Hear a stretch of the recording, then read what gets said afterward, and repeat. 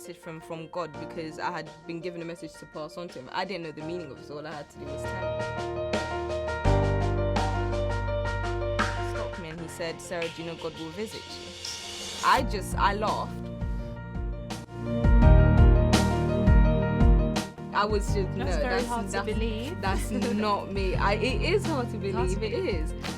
But I was so shy, like I could never approach people. Even when people came to me, I'll be like, "Okay," and then run off. Fine, and I was still scared because I thought, am I dying? Is it some sort of illusion that's going on? I didn't understand.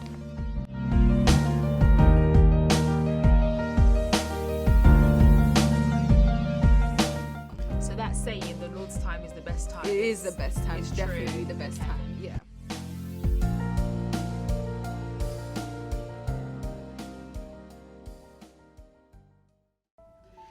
Hello, welcome everybody to Testimony Time with Genesis. My name is Georgina Patrick. I'm a Christian host, presenter and DJ. Now today I'm being joined by a very special guest. Her name is Sarah Boyanga. She has been through an indescribable experience with God, and we're very pleased and honoured to have her here today. She'll be telling us a bit about her experience. So Sarah, how are you today? I'm fine, thank you. Thank you very much for coming to join us. No problem. So tell me a bit about yourself, your background, where you live, what you do with your life. Well, first, my name is Sarah Boyanga. I'm 18 years old. I'm still in full-time education. I live with my parents and we live in Hayes. I'm one of 7 children. Wow. Okay. Are you the oldest? No, the oldest girl. Okay. And so leading up to this most recent experience, have you always been a Christian or did you become a Christian after this experience? I've always been a Christian because my dad's a pastor. So I've always grown up in that environment where we're all Christians. So, I've never really been too deep into it before the testimony, so that's, yeah. Okay, brilliant. Okay, so are you ready and prepared to tell us about what you went through recently? Your testimony? Definitely, Okay. Go for it. The visitation all started before I moved to my house in Hayes.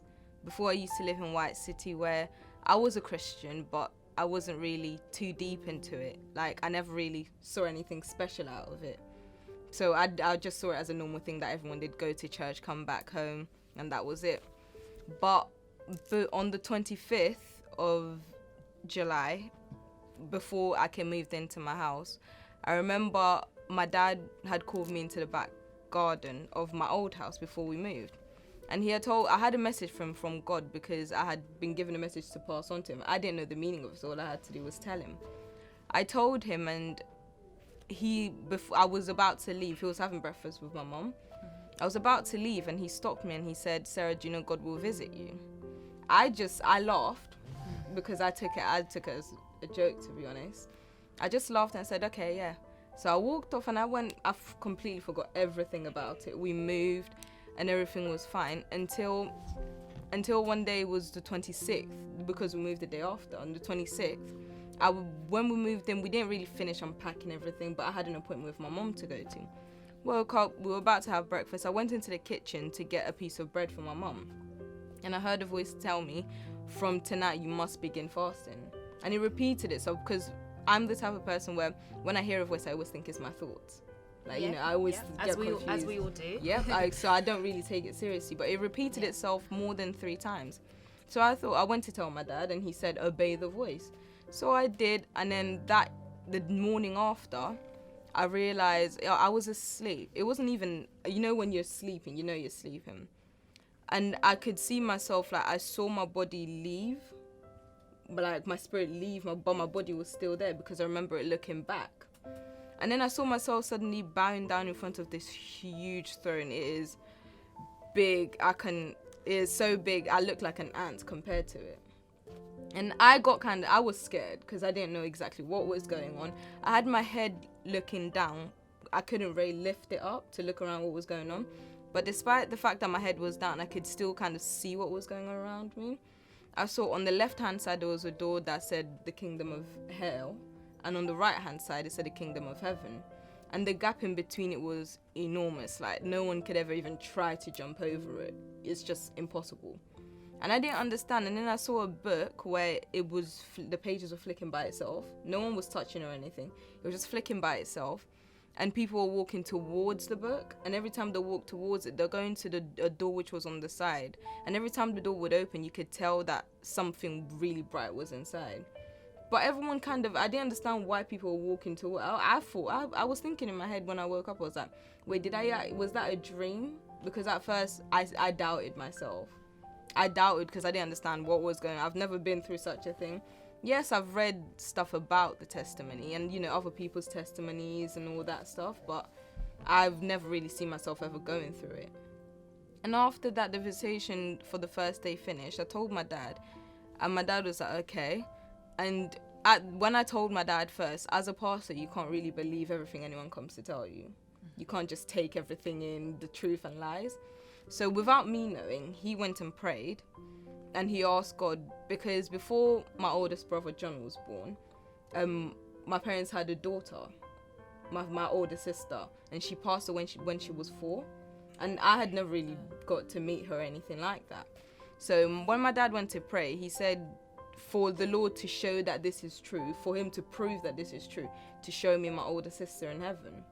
And I had no idea. I only found out about him even praying right at the end of the visitation. When everything was done, that's when he said, it's true, because I did pray to God about this and this without anyone knowing, and he actually revealed it to you. After the first day of the visitation, everything went by fine, and I was still scared, because I thought, am I dying? Is it some sort of illusion that's going on? I didn't understand. On the 27th of July, I had woken up and I felt like I had a headache coming on. So I thought, let me go back to sleep. This was around 11:36. And then as I was falling asleep, I heard a voice say to me, Sarah must speak with you. And I knew it was the Lord. Every time he'd visit me, he would hold out his hand. And every time he held out his hand, that's when my spirit would actually leave my body. Without him holding out his hand, my spirit wouldn't leave my body. So would you describe it as an out-of-body experience? So yes. You could see yourself leaving your body? Yes. Because I remember when the Lord had taken my hand, I'd look back to see if it was my actual body leaving, or was it just a spirit, and I could see my actual body still there. Wow. As the Lord took my hand, we started elevating into the sky, and because I'm scared of heights, like normally I cannot go up anything high because I have like a heart attack, like I can't handle it. So as we started, I wasn't scared. I didn't understand how that happened because everyone knew it's just impossible for me. And I realized, why am I not scared? Like, why am I not shaking or anything? And I was still holding the Lord's hand. And I asked the Lord, how come you visit me in the mornings than at night now? And I asked him this question because before, I would always get messages like dreams and visions and that at night, but when I was fully asleep rather than during the day. So every time I'd wake up, I'd tell my dad what it was, and that was it for me. And he answered, because I want you to write everything down straight away when you wake up. Tell your mother not to worry about her brother's illness. He will be healed. He is serving me, therefore he shall not die until I, the Lord, says so. And when the Lord said this, it was because my uncle, my mum's brother, he was sick. He had some complication with an operation, and he was in a critical condition in hospital. Okay. And did you know he was sick? I knew he was sick. Okay. I didn't know exactly what the sickness was, but I knew he was sick because my mum was always worried. She was in tears all the time. Okay. And after I just said, I took it in, and we flew for a really long time until it got to a place where we stood in front of a huge golden gate. It was humongous. And as we approached it, the doors opened by itself. And on the gate, it read the Kingdom of Heaven. As we walked in, and from the beginning, it was like a pavement of gold, just gold pavement everywhere. It was not even a different color. And on the sides there were flowers. But them flowers is, when you go to a beautiful park and there's someone the flowers are and it all looks amazing. That flower it was I don't know, it makes you feel happy. It gives you joy just by looking at it, you don't even have to touch it. So they were that beautiful. They were that beautiful. So as we carried on walking, it was amazing for me. I was just looking around to try and actually get everything in, what was happening. And then we got to a place where an angel walked towards me. And when the angel walked towards me, the Lord went somewhere else. He was no longer with me. He went back onto his throne. And the angel took me to this, it was a room where I had to get changed. I couldn't wear the clothes that I came from earth with. I had to go then get changed into the heavenly robes, and then the visits could happen. And this happened every day of the visit. And as the angel took me in, I changed, and the Lord then, as we went out of the room, I saw the Lord on his throne, because I was standing quite far away. I saw him on his throne and the saints that were bowing down to him. It was amazing. And then the Lord came back down, and when he took me, we started walking for a bit, and then we got to a helicopter. I wouldn't say it was really a helicopter, but there's something that looked like a helicopter, like it was flying. And then we sat down and we started flying, and the Lord said to me, "Look down, my daughter." I saw a huge palace, and when we got off the helicopter thing, we went towards the palace, and I ran towards it, further on. The Lord was behind me, and it read Fami Boyanga. And in my head I thought, but in heaven I got told that you don't share a palace of, you don't live with your family. It's just, everyone's just by themselves. The Lord opened the gates and he sat down within the compound, but I went into the actual house itself and looked around. It was amazing, because as I went into my siblings' rooms, everything they have ever told me that they possibly want in their room was there.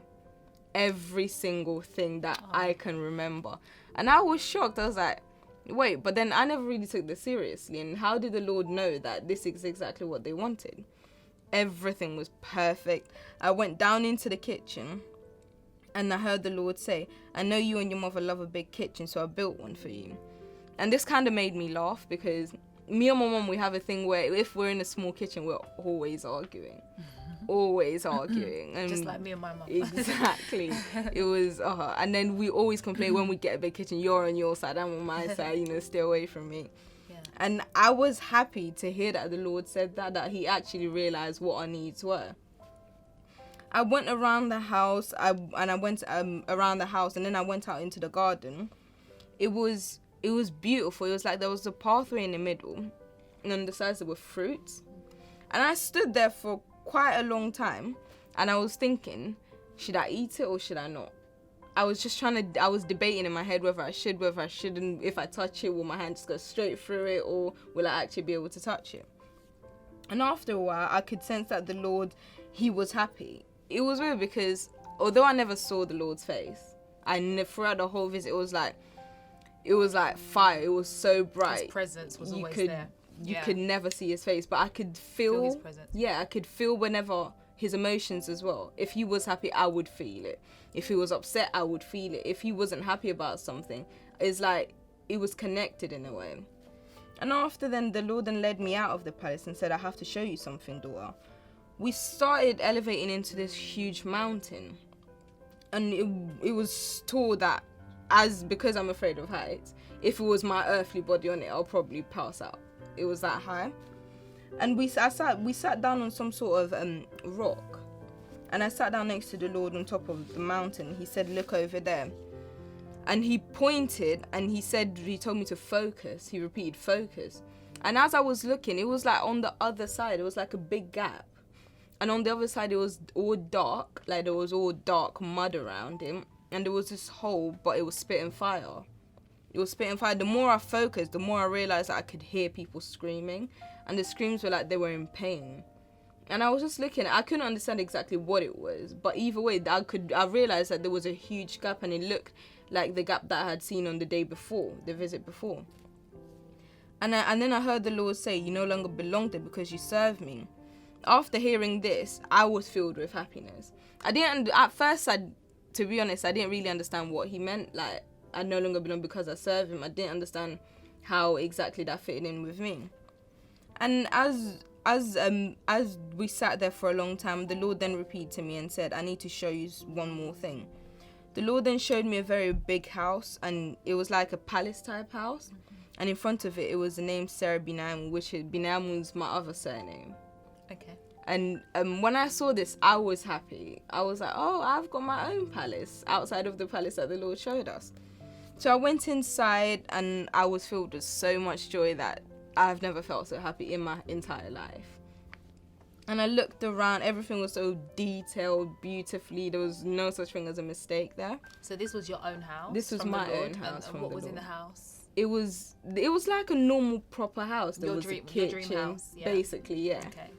And then when the Lord finished, he then took me back in front of my home. Before leaving the heavens, I had to change again. I had to take off my heavenly robes and put on the normal clothes that I had on before.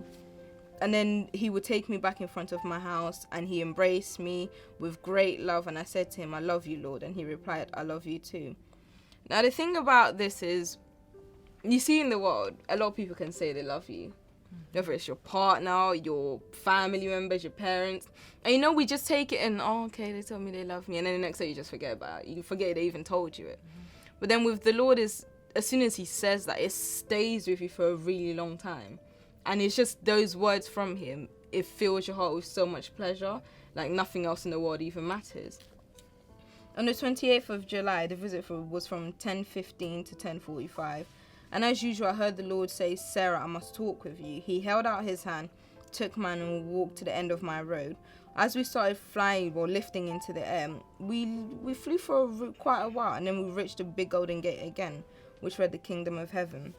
And as we entered the heavens, the same angel took my hand again, and we went, and I got changed as usual. When the Lord came back, the Lord said, I must show you something. He then led me to a really long, dark tunnel. Like, there was no light. But as we entered the tunnel, it lit up by itself. And I knew it was because the Lord was with me, the glory of the Lord, which allowed the tunnel to be lit up. We walked through it for a long time, to a point where I asked the Lord, where are you taking me? He didn't answer my question. He was still holding my hand, but he just didn't answer my question.